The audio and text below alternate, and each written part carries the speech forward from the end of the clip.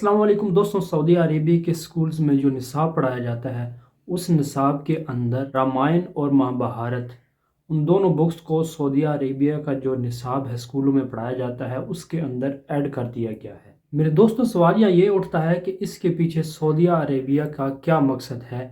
اس کو اپنے نصاب میں جو ایڈ کیا ہے، یعنی جو ہندوازم کی بکس ہیں ان کو اپنے نصاب کے اندر ایڈ کر دیا گیا ہے۔ دوستو، آپ سن کے بہت حیران ہو رہے ہوں گے کہ اسلامک کنٹری میں جہاں دین کی بیس ہے، سعودی عربیہ والوں نے اپنے نصاب کے اندر، اسلامک نصاب کے اندر انہوں نے ہندوازم کی بکس ہیں ان کو ایڈ کیا۔ یہ حرام نہیں ہے کہ ایک مسلم کنٹری میں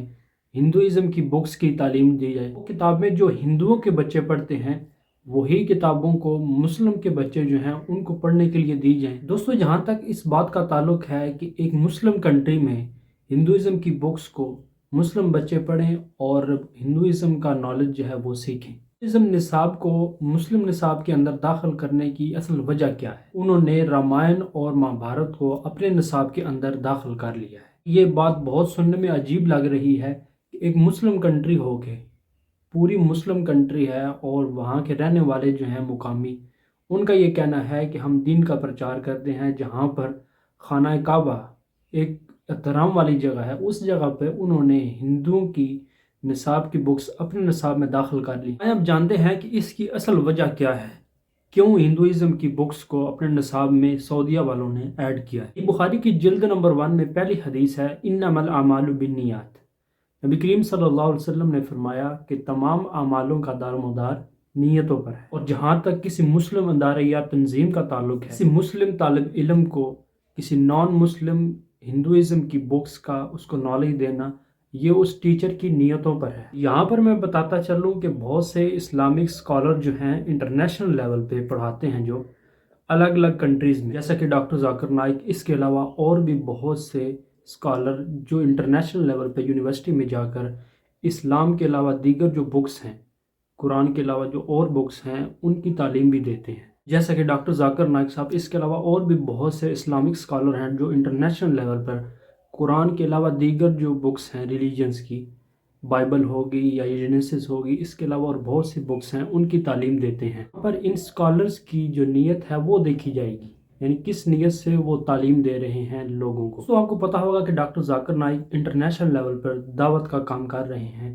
اور ان کا مطلب صرف اور صرف اس آیت پر مبنی ہوتا ہے جو سورۃ آل عمران کی آیت 64 ہے۔ اللہ تعالیٰ قرآن پاک میں فرماتا ہے کہ آئیے ہم اس چیز پر بات کرتے ہیں جو اہل کتاب میں کامن ہے۔ اللہ یہ کہ ہم اللہ تعالیٰ کے علاوہ کسی کی عبادت نہیں کریں گے اور اس کے علاوہ کسی اور کو شریک نہیں اس کا ٹھہرائیں، اللہ کے علاوہ کسی اور کو معبود نہ بناؤ۔ پھر وہ اگر روح گردانی کریں تو کہہ دو ان کہ ہم تو صرف اللہ ہی کے تابع ہو گئے ہیں۔ جتنے بھی انٹرنیشنل لیول پر کام کر رہے ہیں، دعوت کا کام اسلام کو لے کر چل رہے ہیں، ان کا مقصد یہی ہوتا ہے کہ اللہ تعالیٰ جو فرما رہا ہے قرآن پاک میں کہ اہل کتاب آؤ ہم اس چیز پہ بات کریں جو ہم میں کامن ہے، یعنی نان مسلم جو ہیں ان کا بھی بلیو ہے، یعنی کرسچن جو ہیں اور بھی بہت سے ریلیجن ہیں، ان کا یہی یقین ہے کہ اللہ ایک ہے، اس کے علاوہ کوئی عبادت کے لائق نہیں۔ تو اس چیز کے اوپر اللہ تعالیٰ کہہ رہا ہے کہ آؤ ہم اس چیز کے اوپر بات کرتے ہیں۔ سب سے پہلے اللہ کے علاوہ کسی کو شریک نہیں کرنا،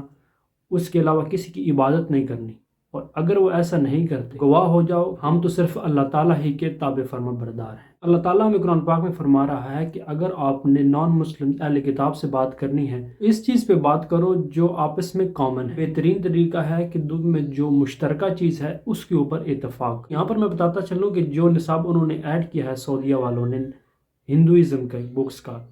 اس میں ان کی بکس میں رامائن اور مہابھارت میں یہ واضح لکھا ہوا ہے ان کے صحیفوں میں کہ اللہ تعالیٰ ایک ہے۔ ایک مسلمان اور ہندو میں واضح فرق یہ ہے، جو مسلمان ہے وہ اللہ تعالیٰ کی عبادت کرتا ہے اور اللہ تعالیٰ کو ہی اپنا معبود مانتا ہے،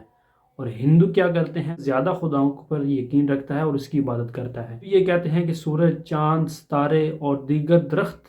اور بھی بہت سی چیزوں کو وہ خدا مان لیتے ہیں۔ ہم مسلمانوں کا یہ عقیدہ ہے کہ تمام چیزیں اللہ تعالیٰ کی ملکیت میں ہیں، چاند، ستارے، درخت، جتنی بھی تمام چیزیں ہیں اللہ تعالیٰ کی مخلوقات ہیں۔ ہم یہ فرق ان میں واضح کر دیں کہ جو مسلمان ہے وہ ایک اللہ تعالیٰ کی عبادت کرتا ہے، جبکہ جو ہندو ہے وہ ایک سے زائد خداؤں کو مانتا ہے اور اس کی عبادت کرتا ہے۔ کوئی بھی اسلامک اسکالر ہندوازم کی بکس کو پڑھا رہا ہے تو اس کا صرف ایک ہی مقصد ہونا چاہیے اور صرف اس کا مقصد توحید ہونا چاہیے۔ اللہ تعالیٰ ایک ہے، اس کے علاوہ کوئی معبود نہیں۔ لیکن جو پنڈت اور ہندو ہوتے ہیں وہ ایک سے زائد خداؤں کی عبادت کرتے ہیں۔ ہمارا یہ کام ہے کہ ہندوازم کی جو بکس ہیں ان میں جو چیزیں صحیح لکھی ہوئی ہیں، یعنی ان میں یہ بھی لکھا ہوا ہے کہ اللہ تعالیٰ کیا ہے، اس کے علاوہ کوئی عبادت کے لائق نہیں، اور ان کی بکس میں یہ بھی لکھا ہے کہ شراب پینا حرام ہے، اور ہمارے قرآن میں بھی ہے۔ اس طرح کی بہت سی چیزیں ہیں جو ان کی بکس میں بھی لکھی ہوئی ہیں، لیکن وہ لوگ اس کو مانتے نہیں ہیں اور پڑھتے نہیں ہیں، اس چیز کا عمل نہیں کرتے۔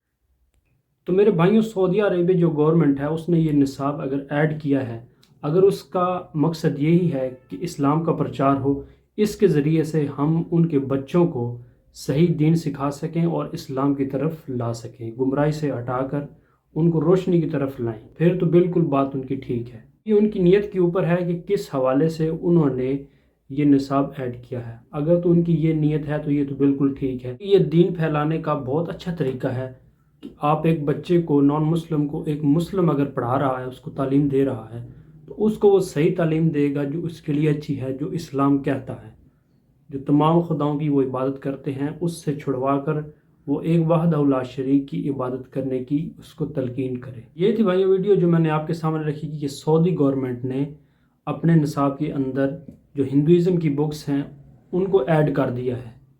اگر ان کی یہ نیت ہے تو اللہ تعالیٰ ان کو جزائے خیر دے گا، جیسے میں نے آپ کو صحیح بخاری کی حدیث بتائی کہ انما الاعمال بالنیات۔ اگر ان کا مقصد یہ ہے کہ ہم دین کا پرچار کریں، دین اسلام کا، تو بالکل ٹھیک انہوں نے کام کیا ہے۔ نیکسٹ ویڈیو میں، جزاکم اللہ خیر۔